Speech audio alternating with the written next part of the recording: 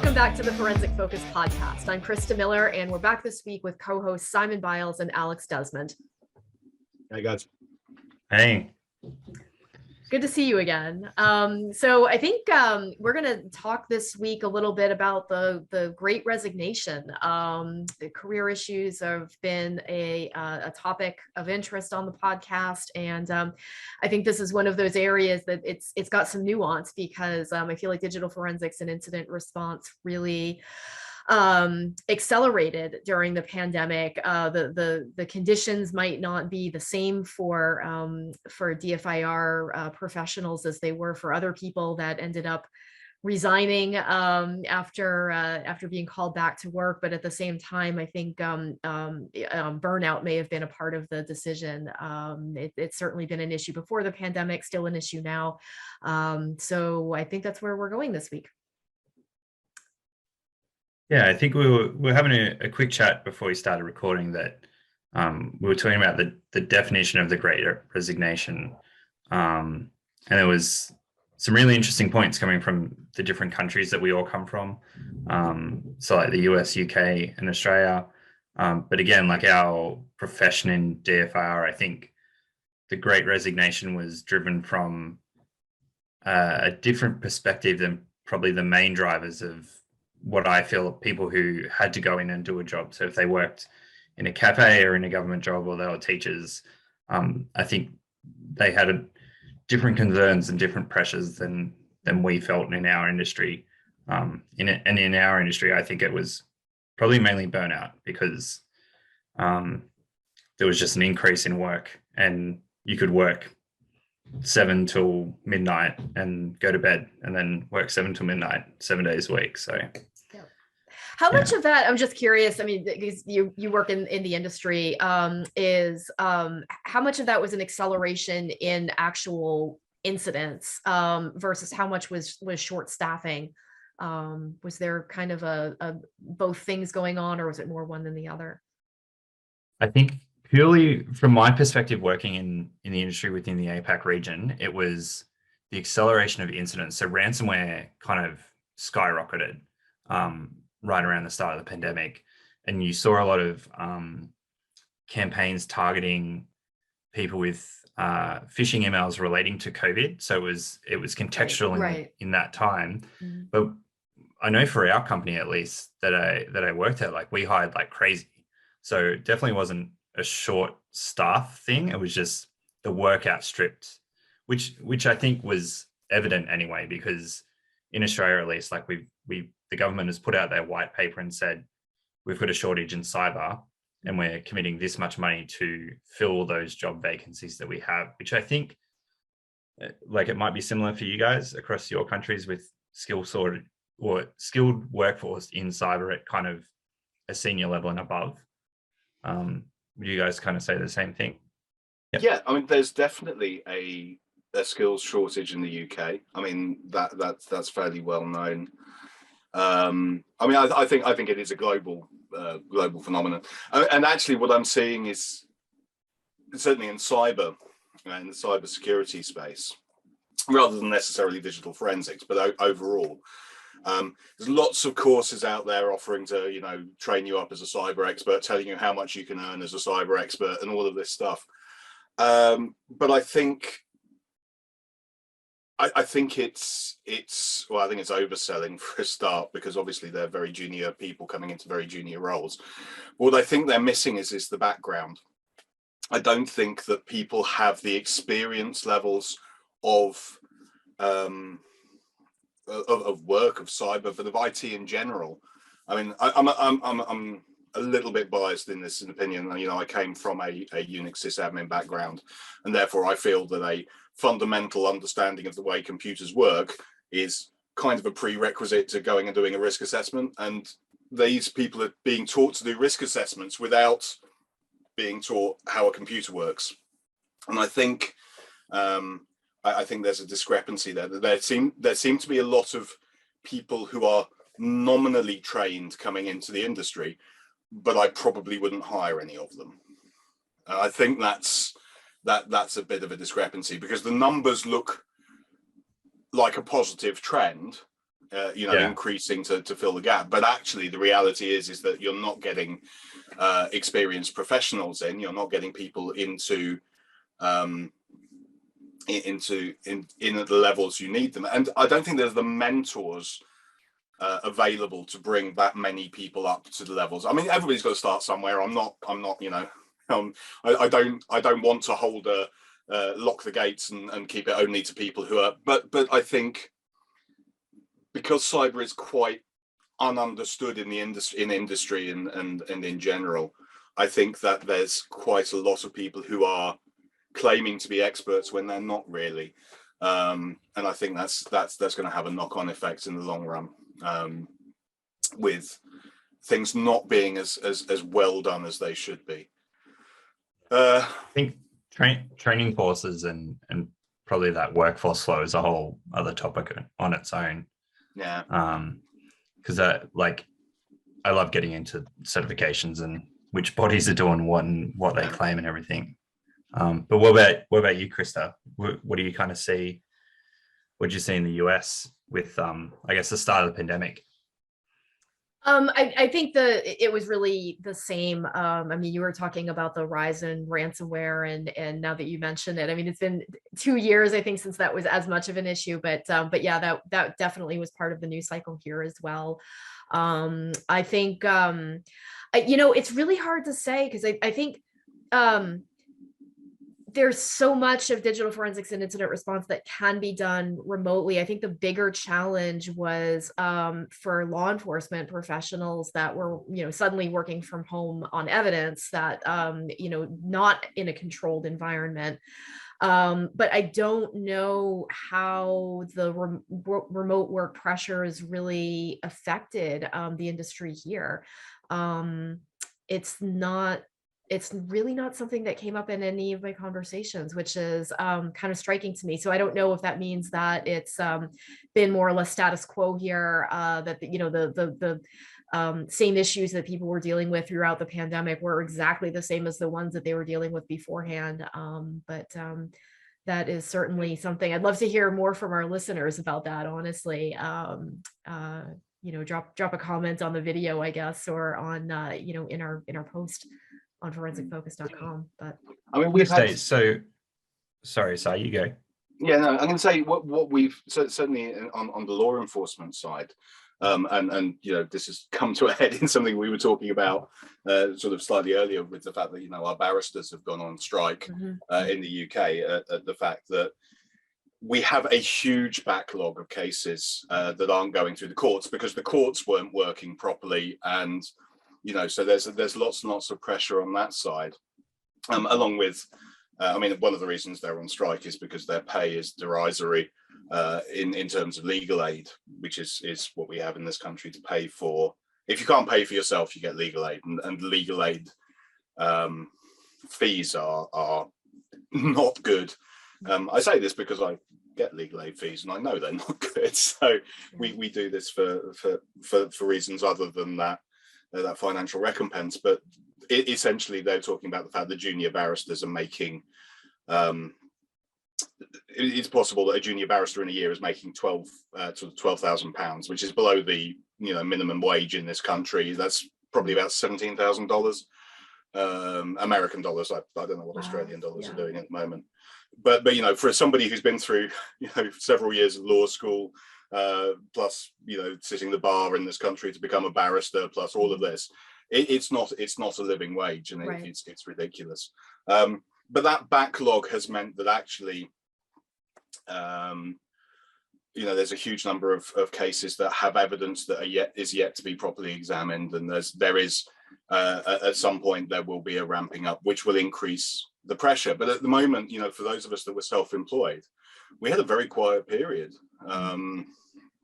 If you're not getting cases handed in to be processed, and you're not getting them through, you're not getting the money out of it, because the money doesn't come until it's all said and done. So it was starting to become a bit uncomfortable.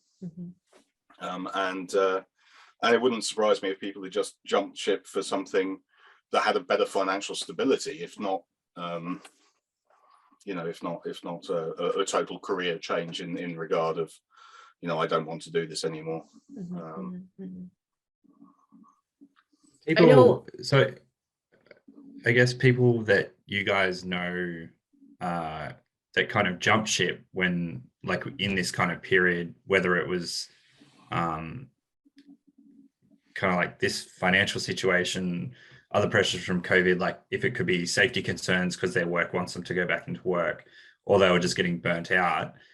Did you, just from your own feeling from that peer group that were people shifting to completely different careers, or do you think that they were just shifting to a less intense job? So I know from my own peer group, people were shifting out of roles that were on call, dealing with incidents constantly, to in more internal roles that still had the same level of responsibility, but I guess they could manage their work-life balance a little bit better because they had more control over their own fate within that job. I think like you, I've seen a majority of people who I knew working in the IT industry move to less stressful or more fulfilling roles. I know people who moved and went, you know what, I've had enough of working in banking and finance because I, don't it doesn't align with my belief system as much as I would like it to, and they've gone to work for charities and things like that. So there's been a sort of an ethical move there, as well as as a stress one. I've worked in charities; it can be way more stressful than anywhere you've ever been. It's not necessarily a lightweight environment by any stretch of the imagination, but at least what you're doing is having a positive effect for somebody, as opposed to putting another another dollar in somebody's pocket of a shareholder somewhere. So there is this. Funnily enough, within people I know outside of the IT industry, actually more have gone to do something completely different, and I don't know why that is whether it's just that. I don't mean to be negative about my friends, but our skill set is very hard fought for and hard won, and it seems logical to continue with that. Whereas people who perhaps work in, he's going to be really careful about how he says this, work in management roles in other industries can move to management roles in other industries more easily. Yeah, the skills are more transferable. Well, that actually that brings me back to, like, Sai, you had mentioned earlier something about mentors and having a lack of mentors, and the question that I jumped to was indeed around managers. How well equipped are managers to mentor professionals in digital forensics and incident response? And if they are indeed switching from management at completely some other industry, they don't necessarily have the skill sets to be able to kind of guide and shape somebody else's, like a more junior team member's role. So how is that kind of a factor, maybe? I mean, I think my experience has been quite frequent in working for managers who have not had a strong IT security background. Okay. I think I'm going to say I'm very lucky in so much as I have some friends and colleagues and indeed mentors outside of the places I have worked, who I've been able to go and talk to get that. And I wonder if perhaps it's less about having. Being a good manager is a hard thing to do. Mm-hmm. Finding a good manager is very important. And I say this, my wife is a project manager. I wouldn't want to do her role. I don't like people. No, that's not quite how I meant that. I don't really want to manage people. I don't really want to worry about who's going to be where, when, doing what, and whether that all lines up. Doesn't float my boat. So if you get a good manager who can do all of that stuff for you, who can help with the prioritization of tasks and all of that, the fact that you need to go and talk to someone else to say, okay, I've got this problem, I don't quite understand how to solve it, have you come across this before? that knowledge could be somewhere else. And actually, without selling Forensic Focus too hard in a directly related podcast, it's actually a really good environment for that, because there's enough good people out there that you can go and you can and I have friends who I've met through that and who are incredibly competent, and I can go and ask questions of, and I've had questions back in return from people through that. I also think that universities have some role to do that for their students. I have students who I've taught for years who will still call me up because they've known me through university to advise on things. And I think in the right sort of university structures, that gives us that strength of mentorship and collegial assistance. But the industry, actually, I mean, certainly digital forensics, where it is a pretty collegial industry. I mean, even on the defense prosecution side, it's a problem people wish to, progress and work on it. It's not as adversarial as you might think outside of the court. So that, yeah, I completely forgot what the actual question was and rattled off stuff, but yeah, there we are.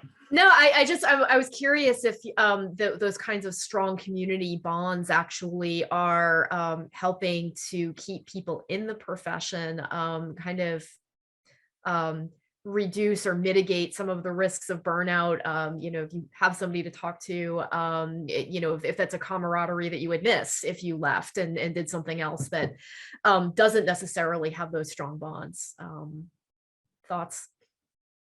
I would 100% agree with that. I think that especially within Australia, the community is very small, and so it's a double-edged sword. So if you ruin your own reputation, it's very hard to then get a job, because everyone seems to know everyone.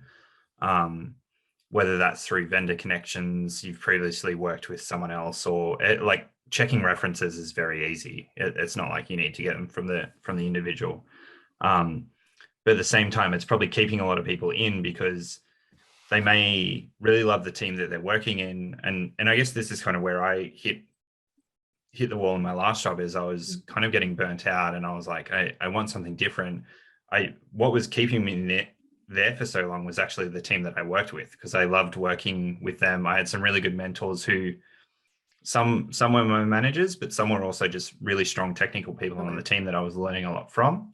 But then I went and worked for another company that I had friends in, and I had that camaraderie again, and I was working with really technical people, and it was easy for me to check references for where I was moving to. And I was like, well, what are these guys like technically and as people? So with that small community, that kind of kept me in the industry. Otherwise, I'm always of the opinion that if I don't like it, I'll just go do something else. Like a career change completely doesn't scare me that much.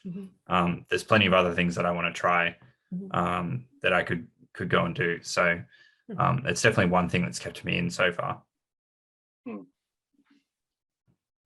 Yeah, I like you. I mean, I've stayed on in places probably past the point where I should have walked out because of the people in my team, and some of the spirit of not wanting to let them down and not wanting to leave them in the lurch. So I think there is a good team is going to look after each other in that way. Whether that's always healthy for a given individual is possibly open to debate, but I think this is a large psychological question that none of us are qualified to answer. I don't know. I mean, maybe it's the sort of thing that would actually be behoove managers to understand a little bit better about team psychology. Yeah.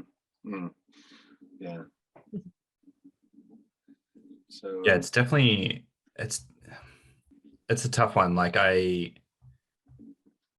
seen some really good managers and I've seen some really bad managers and I think what it comes down to some points that I always had that I learned from the military was managers should always be transparent with their team, and they need to, even if they don't directly interact with the team culture, they need to understand the team culture at different levels, which I think a lot of managers, they kind of get to a level and they sit in that organization strategic space, and they stop understanding the tactical level of what people are doing day to day, how they interact with each other. And I guess like that's why organizations have layers of managers, and if you have one kind of bad link in that, or one link that might just doesn't understand the nuance, then that chain breaks down, which can cause some issues. And it could be a non immediately apparent issue, or not even an issue, but it's not immediately apparent, and it causes friction over time. And then it's not until you get 6 months down the track and you're like, oh, I'm actually, the culture's changed so much and I'm not happy here anymore. Frog boiling in the pot. Yeah. And you go back and you look and you're like, oh, this decision back here was a turning point for the team. It started to feel different. And then back then it wasn't a bad thing, but now it kind of is. So there's totally agree with Si. Like, I think finding a good manager at each level is a very hard task for any organization to do. And people can't just be, oh, you've been in this role for so long. They need training to be good managers as well. Yes, yeah, absolutely. The idea that, you know, people are promoted into managerial roles without any help or additional training isn't fair to people under them, and it's not fair to them either. You know, the expectation that all of a sudden, you know, you've gone from, you know, being managed to managing another person is not a logical jump. You know, apart from everything else, you know, people themselves are so vastly different. You know, the way you and I would like to be managed may be hugely different. You know, some people like lots of clear instruction, and that would drive me around the bend, as I'd feel I was being micromanaged. And, you know, figuring out each person's sort of managerial requirements and style is a real challenge, which is why a good manager is a real asset to an organization. So I feel like that's that kind of also feeds into the sort of the current no zeitgeist is the right word, but around diversity, equity, and inclusion efforts at companies. You know, I'm thinking of differences in managerial styles. For example, neurodivergent people learn and process and communicate very differently. And then, you know, just the experiences that some staff can have being the only, you know, whatever the identity is on the team, can be challenging in ways that I think a lot of people in general, and not just managers, are not equipped to deal with. And that's I don't know. I mean, you know, if you get promoted into an incident response role and you kind of are expected to hit the ground running and get the results and so on, you don't necessarily have the time or the room to think about those absolutely critical sort of connective tissue, I guess, of teamwork. Yeah, and I think you know, on the inclusivity, diversity point, I mean, it's you know, obviously it's incredibly important, but sort of going back in the opposite direction, what we're seeing is that we've got a lot of people coming into the industry, or trying to come into the industry and being trained to a certain level. But actually, the majority of the top end of this industry, one way or another, have been are white male, you know, middle class, degree educated, possibly. Actually, what I will say is, in my experience, there's actually a reasonably large number of neurodiverse people here, of one type or another, just because that's attracting. It attracts us into the. I speak as a reasonably neurodiverse person. This industry attracts us, and therefore, you know, that is at least one thing that we perhaps appreciate, but may not necessarily be the best at actually managing other people, because our own Right. Experience and impression may be very different to somebody else's experience and impression, and we may not necessarily have the skills to be able to accommodate that. So that's perhaps a slight thing, but right now we certainly need more representation within the industry, I feel, without a shadow of a doubt. If you go to a conference, you know, a majority of the people there are men. A greater ethnic diversity than there used to be. Honestly, I'm very pleased to see that, but still, you know, it's still a majority white men, and we need to work on that. Looking at students coming through, we're still looking at a fair proportion of men versus ladies in the in the intakes.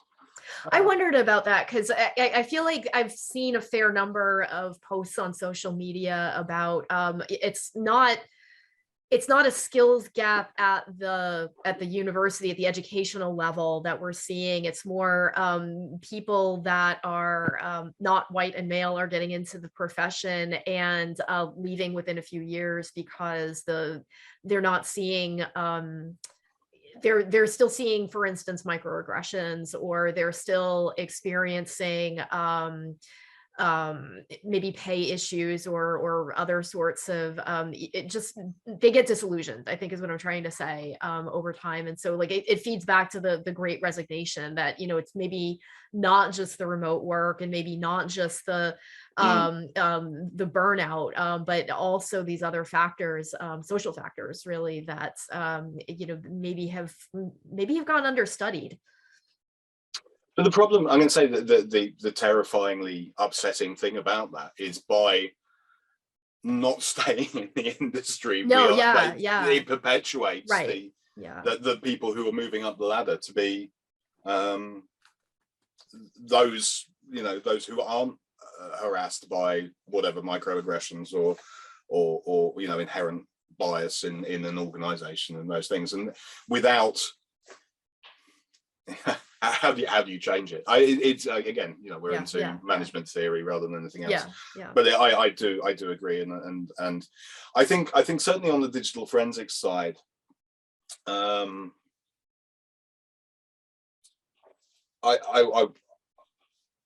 counsel all students who are coming into it that it is at times a very distressing field to work in if you are doing law enforcement stuff.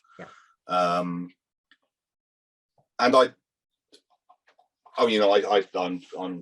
sure that many people, I feel that there is no difference between the way that the woman would handle it and the man would handle it, but I think that there is certainly a perception that women are more affected by such things than men are, although God knows why, because, you know, it's horrible for all of us, and therefore I think they are put off by purely that sort of psychological bias. I don't know. So it's a difficult one, but I certainly do counsel all students to consider whether they feel that they can do it or not, under all circumstances, if they want to pursue it.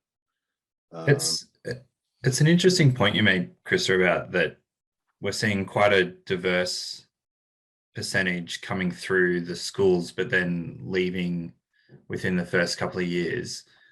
And it's something that I never thought of, that I've never had to deal with that personally. Like, I've never had to be under the pump in a instant response situation, then also dealing with microaggressions and being unsatisfied and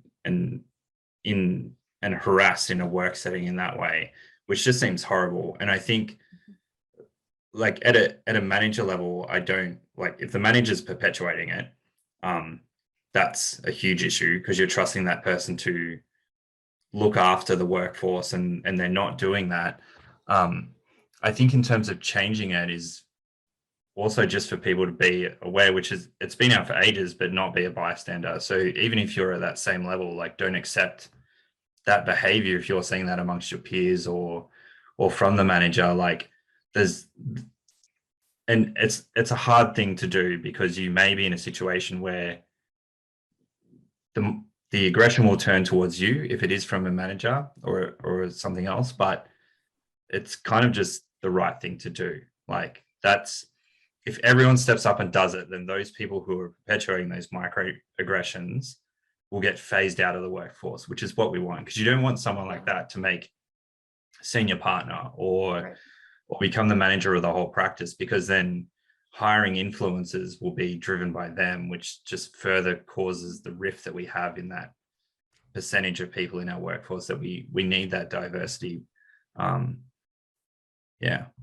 I feel like it's challenging though, because you don't always recognize, especially if you're not regularly exposed to a microaggression, you don't always recognize it when it's happening. I mean, and I'm thinking of examples of, for instance, I'm ADHD, my way of processing things is very different. I've had people treat me like I'm stupid.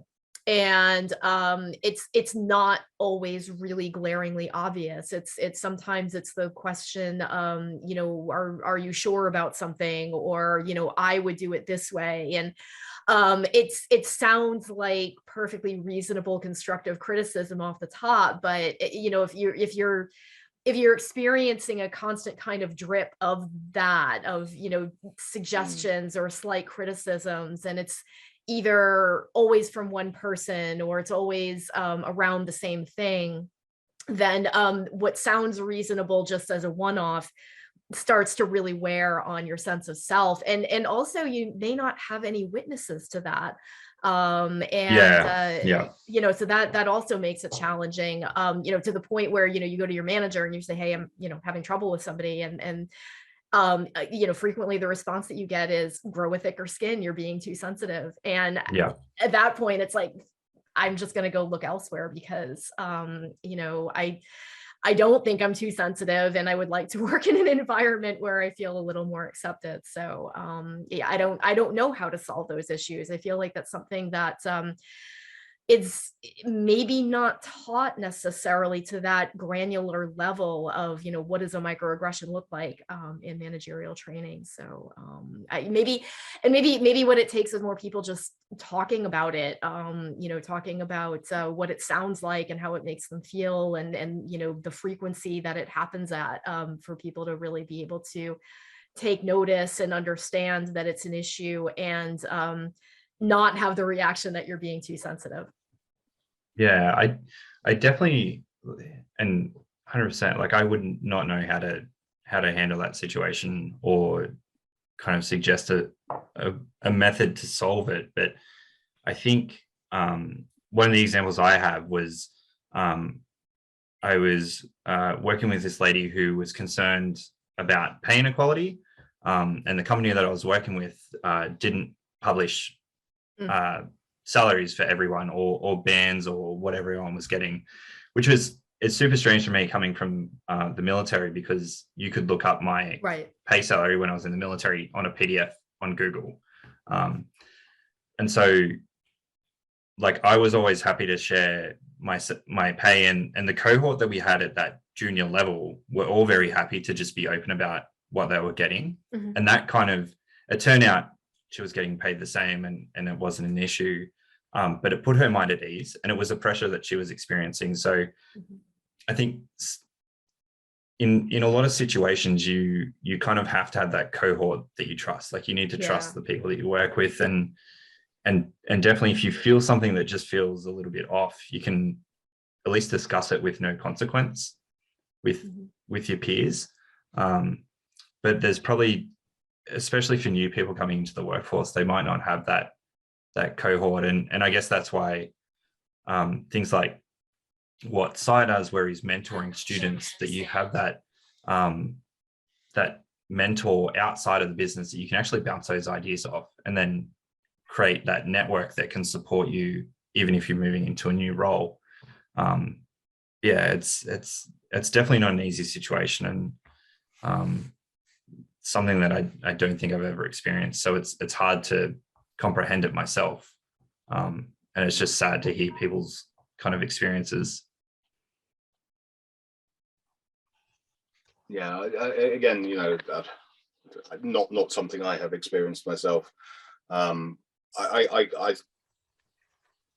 gonna say it's listening to my wife talking about it, and some of the things that she has come up against in a predominantly male-based Mm. industry, which really makes me feel and notice, in fact, the way that it has happened in the past. And I watch out for it far more now. And yeah, like you say, it certainly, all that is required is that you know, take someone aside and say, look, that's not on, or you know, don't even take them aside, depending on what the level is, you know, say it out loud in the middle of a meeting that that's not an acceptable comment, and take it from there. But yeah, it's there's an expression my wife uses, which is you know, the fed don't get the hungry, and you know, it is the people who we need to be more mindful of, who are in the minority, generally speaking, who are the ones who are suffering, and the majority are going to be, yeah, it's fine, or grow a thicker skin, or you know, whatever the response is in that regard. So I think you know, yeah, just say something. I think that's the message at the end of the day, isn't it? Is wherever you're at, just say something. You know, if they're going to make a big fuss about it and be difficult about it, it's probably not somewhere you really want to be working anyway. Exactly. So, yeah. you know, time to move on to somewhere where it is more acceptable. I feel brings us back to the original, the Great Resignation, right? It is, doesn't it? Circle again. We're going to close it there. Thank you again for joining us on the Forensic Focus podcast. You'll be able to find this recording and transcript along with more articles, information, and forums at www.forensicfocus.com. Stay safe and well.